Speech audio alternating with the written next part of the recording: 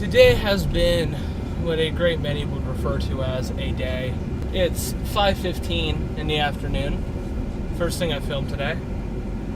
My nose itches. I haven't looked at the damage on that house that burnt down last night in broad daylight, so I'm probably going to buzz it on my way back home. There's a car over there with a Jesus fish, a Catholic radio sticker, and an anti-abortion sticker on it. And the gentleman in the passenger seat is wearing a face mask, like the kind that doctors wear, and is leaning out the window as though he's about to be sick. Maybe he should pray. That was kind of a dick thing to say, but it's always weird seeing pro-life or Republican people out here.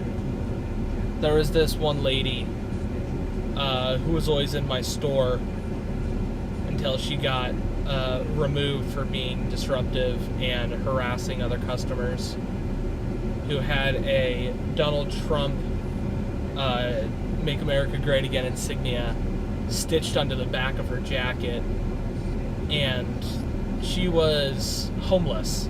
She was literally homeless, which I always found to be very, I don't want to say interesting, but maybe morbidly unusual, because I figure someone in a position of homelessness would probably want a politician who is truly on their side. You know, like a Bernie Sanders, and to an extent a Hillary Clinton. You know, someone who's going to fight for the people rather than their wallets. I didn't mean this vlog turned into a political diatribe, but here we are. So in the first week of February, I made a video that never got uploaded because I looked back on it and I didn't really see the need on uploading the footage, because it was only about 45 seconds long. But here's the short of it. If you follow me on Instagram and possibly Tumblr, you probably know that I built a guitar, which I subsequently named Peaches.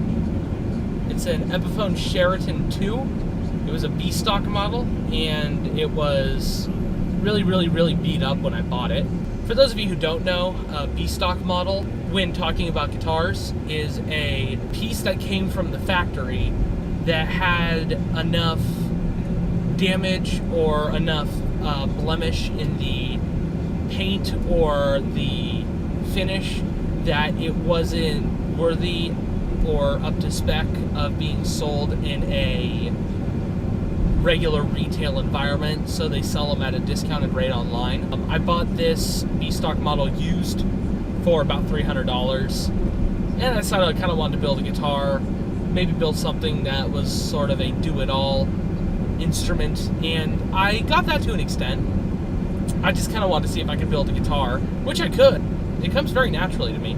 I built this guitar, and then about 2 weeks ago, I was hanging out with my dad, and I went to a guitar shop that he and I frequent here in San Jose called Guitar Showcase.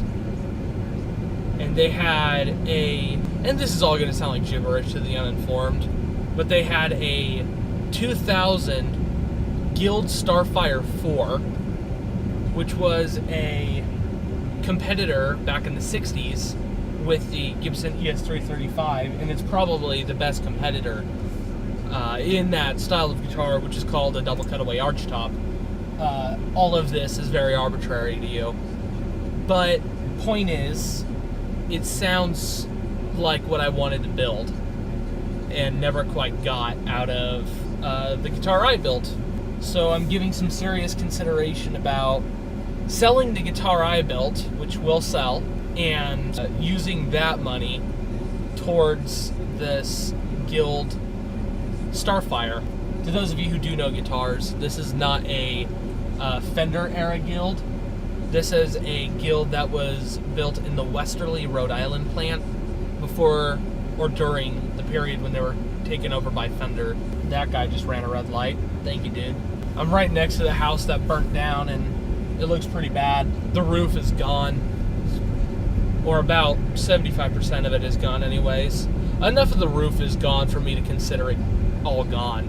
But as I was saying about guitars, the dynamics of corporate ownership of different companies is very, very interesting.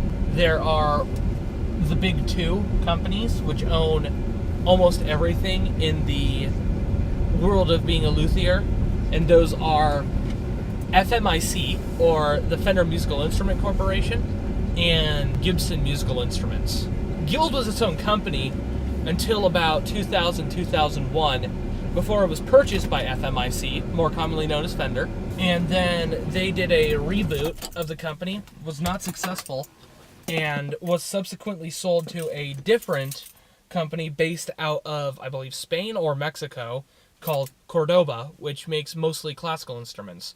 Since Cordoba bought it, Guild has done much better for themselves, but the really sought-after ones are the American-made ones, such as the one I am interested in, especially in this era when American specs and sound kind of came to a fever pitch.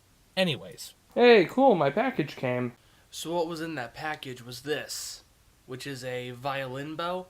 I bought it to make some interesting sounds with guitars and other stringed instruments, like this banjo I have laying here.